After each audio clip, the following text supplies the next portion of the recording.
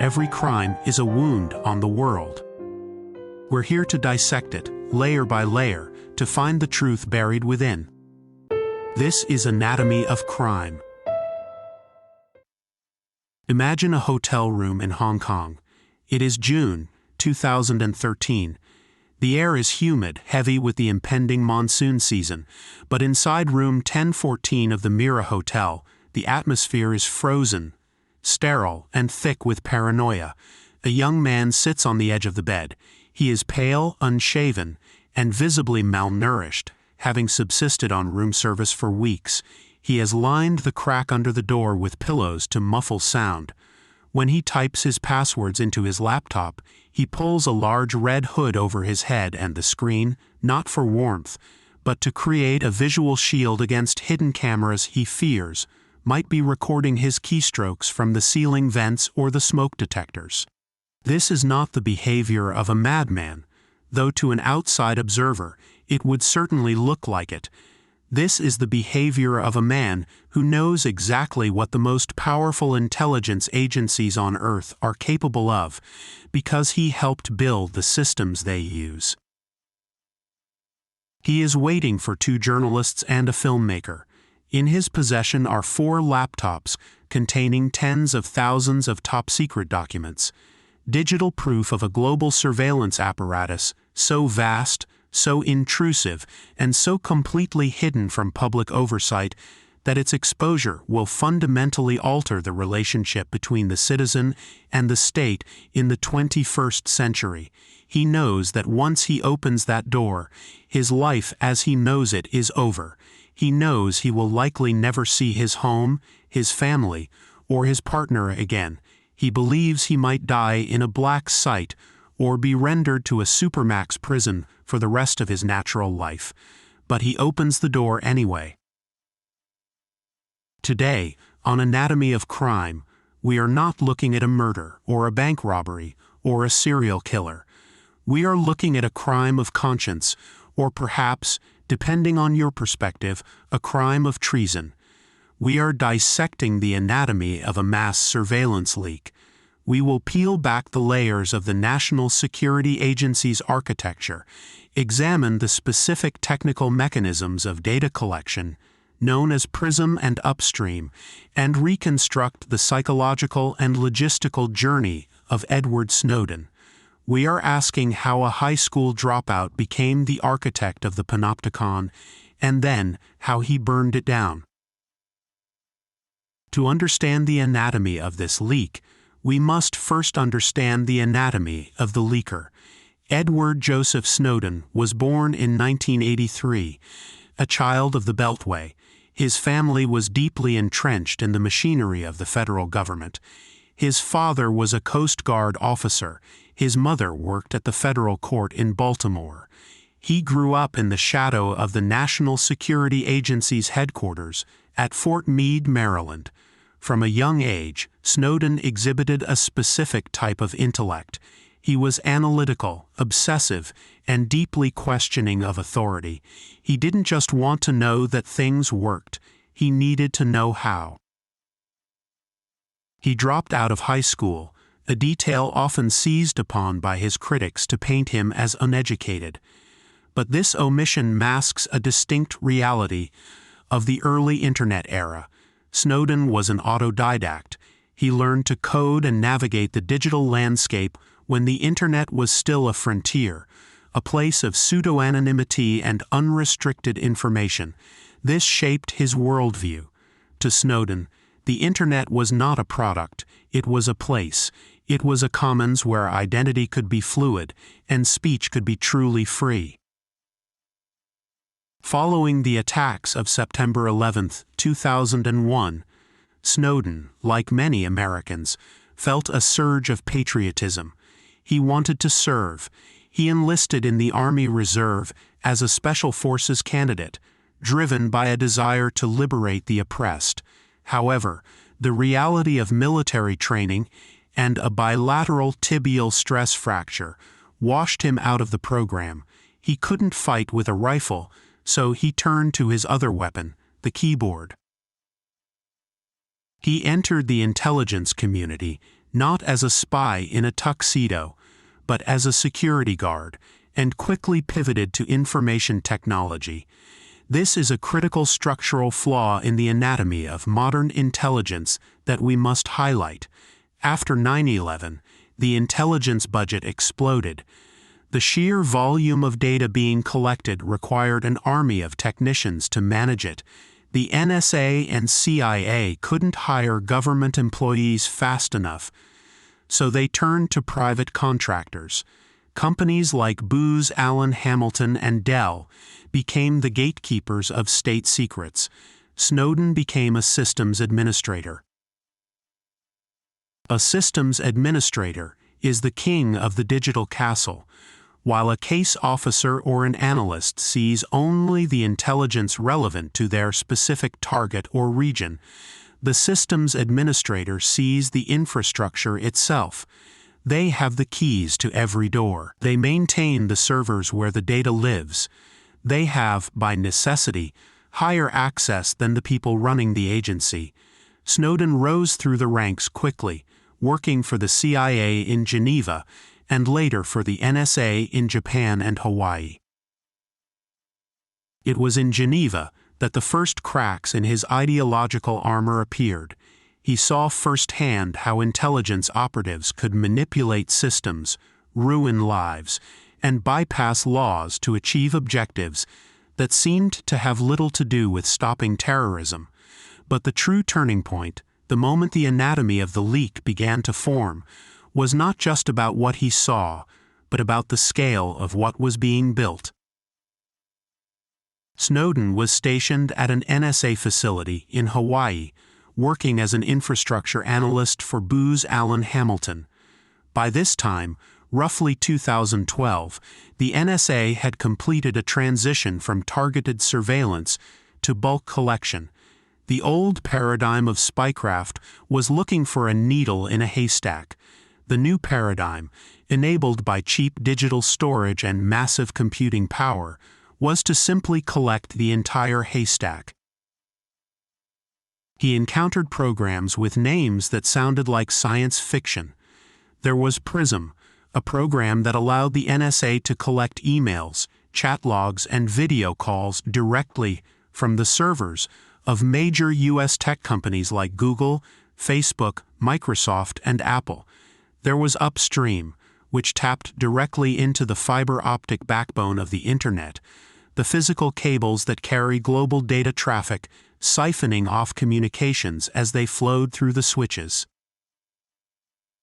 But perhaps the most terrifying tool in the arsenal was Xkeyscore. Snowden described it as a search engine for the private lives of every person on Earth. If you had an email address, a phone number, or an IP address, an analyst could type it into Xkeyscore and retrieve a complete history of that person's digital existence. Not just metadata, but full content. Emails sent, websites visited, chats typed. It required no warrant. It required no court approval. It relied on a policy of collect it all. The anatomy of Snowden's decision involves a specific catalyst. On March 12, 2013, the Director of National Intelligence, James Clapper, testified before the Senate Intelligence Committee. Senator Ron Wyden asked him a direct question. Does the NSA collect any type of data at all on millions or hundreds of millions of Americans? Clapper replied, "No, sir." He then added, not wittingly. Snowden was watching this testimony from his desk in the tunnel, the underground NSA facility in Hawaii. He knew with absolute mathematical certainty that Clapper was lying to Congress and to the American people. He had the schematics of the collection systems on his screen. He saw the flow of data. He knew that the NSA was, in fact, collecting the telephone records of nearly every American. This lie was the spark. It demonstrated to Snowden that the oversight mechanisms, the courts, the Congress, the chain of command, were broken. They were not checks and balances. They were rubber stamps. Now we move to the anatomy of the heist itself. How does one steal the secrets of the most secure agency on the planet? The popular image of a hacker involves frantic typing and breaking firewalls. Snowden's method was far more methodical and relied on his trusted position. As a systems administrator, he had the authority to move data. The challenge was moving it without triggering the automated alarms designed to detect an insider threat. He began to copy documents. He didn't just grab random files, he curated them. He built a digital library that proved the existence, scope, and legal justifications of the domestic surveillance programs. He worked carefully, often copying data to thumb drives, a practice that was theoretically banned but culturally common in an office where large files needed to be moved between air-gapped systems. He worked at the speed of the bureaucracy, using the agency's own sluggishness against it. He also covered his tracks. He used the very tools he was tasked with maintaining to erase the logs of his access. He moved the data onto 4 laptops. The sheer volume was staggering, estimated to be nearly 1.7 million documents. But the core of the leak, the documents he intended to give to the press, was a smaller, carefully selected tranche designed to prove that the surveillance state was not a conspiracy theory, but a matter of government policy. The psychological toll of this period cannot be overstated. Snowden was living a double life. He was living with his long-term girlfriend, Lindsay Mills, in a house in Hawaii. They had a life together. He couldn't tell her what he was doing. To tell her would be to make her an accomplice, exposing her to prosecution. He had to plan his own disappearance while eating dinner, watching movies, and going to sleep beside the person he loved most, knowing that one day he would simply vanish. In May of 2013, he made his move. He told his supervisors he needed a leave of absence for medical reasons, citing epilepsy, a condition he had actually been diagnosed with. He told Lindsay he had to go away for work for a few weeks. He packed a small bag, he took the 4 laptops, and he boarded a flight to Hong Kong. Why Hong Kong? This is a crucial part of the geopolitical anatomy of the case. Snowden analyzed the extradition treaties and political climates of various nations. He needed a place that had a framework of law, a tradition of free press and protest, but also enough political independence from the United States to resist an immediate handover. He believed Hong Kong offered a narrow window of time to get the story out before the inevitable diplomatic pressure crushed him. Once in the Mira Hotel, the clock began ticking. He had reached out to journalists Glenn Greenwald and Laura Poitras, and later Ewan MacAskill of The Guardian. The initial communication was a masterclass in operational security. He used encrypted email, specifically PGP, or Pretty Good Privacy. He contacted Greenwald anonymously, guiding him through the process of installing encryption software just to be able to talk. This wasn't paranoia, it was necessity. If the NSA intercepted a single unencrypted email mentioning these documents, Snowden would have been intercepted by a SWAT team before he ever left Hawaii. When the journalists arrived in Hong Kong, the meeting was tense. They expected a veteran spy, a gray-haired defector. Instead, they found a 29-year-old in a t-shirt. Snowden had to verify his bona fides. He walked them through the documents. He showed them a court order from the Foreign Intelligence Surveillance Court, or FISC. This single document was the smoking gun. It was a top-secret order directing Verizon Business Network Services to hand over all call detail records of its customers to the NSA. This proved, undeniably, that the government was collecting the records of innocent Americans on a massive scale. It wasn't about targeting terrorists. It was about dragnet surveillance. On June 5, 2013, The Guardian published the first story. The world changed overnight. The illusion of digital privacy shattered. The public learned that their phone records were government property. Then came the revelations about PRISM, showing that the government had backdoors into Silicon Valley giants. Then came the revelations about tapping the phones of world leaders, including German Chancellor Angela Merkel. The anatomy of the government's response was swift and furious.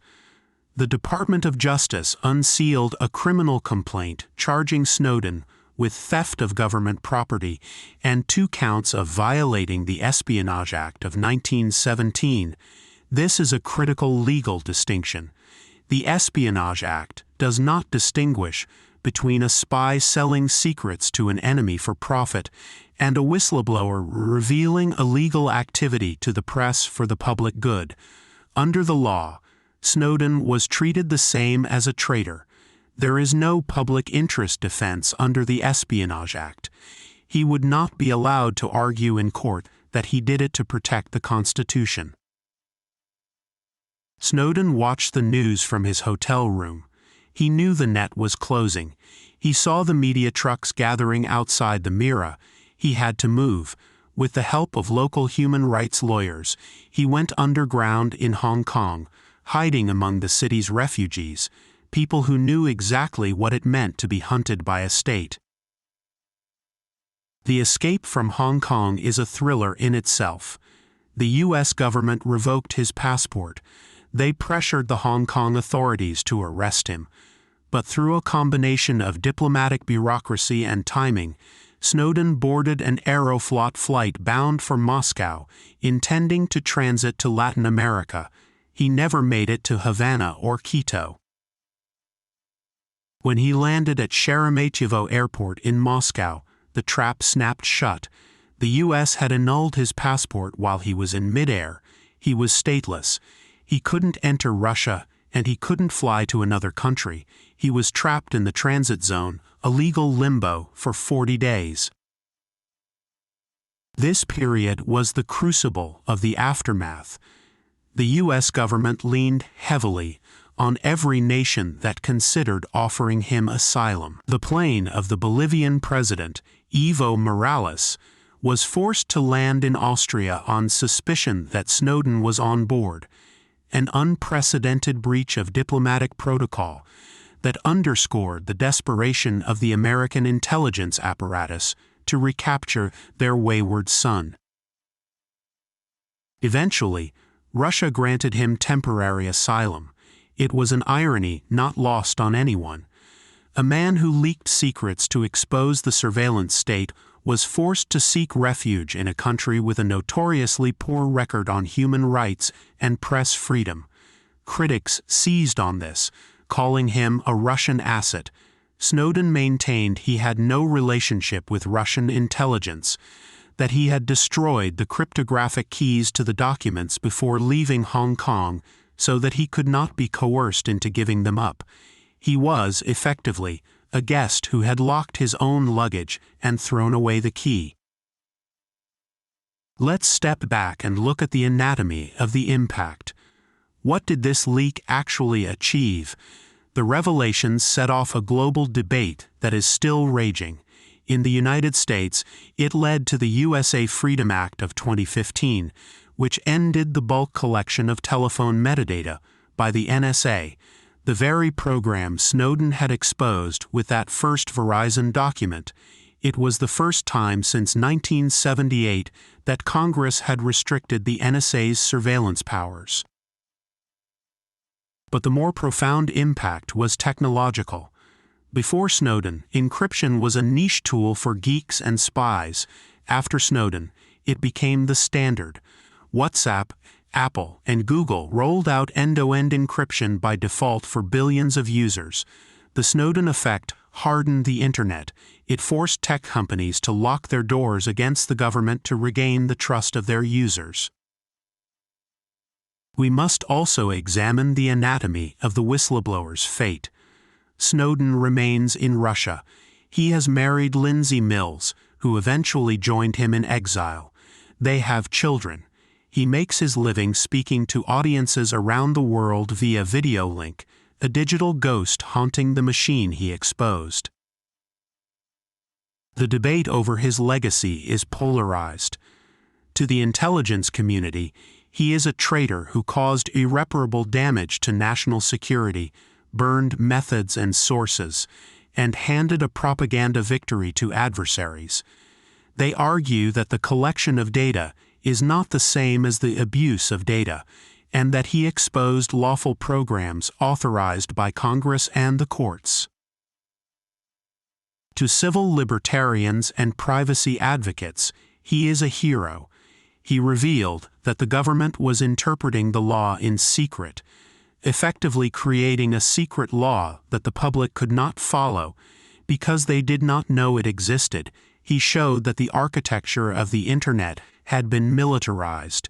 He proved that the Panopticon, the concept of a prison where the inmates can be watched at any time without knowing if they are being watched, was no longer a philosophical concept, but a digital reality. As we conclude this dissection, we have to recognize that the anatomy of this case is not just about files and servers. It is about the fundamental contract of democracy. It asks the question, can a people be free if their government knows everything they do, everyone they talk to, and everywhere they go? Edward Snowden did not destroy the surveillance state. The cameras are still there. The data centers in Utah are still humming, cooling their banks of servers with millions of gallons of water. The algorithms are still running, more advanced than ever. But because of room 1014 in the Mira Hotel, we know they are there. We know that when we pick up our phones, we are not just communicating, we are generating evidence.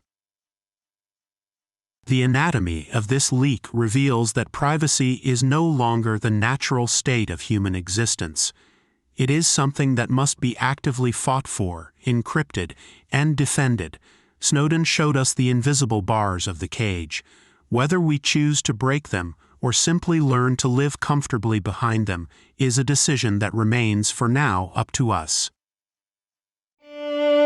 This has been Anatomy of Crime, where the truth is never simple, but always worth seeking.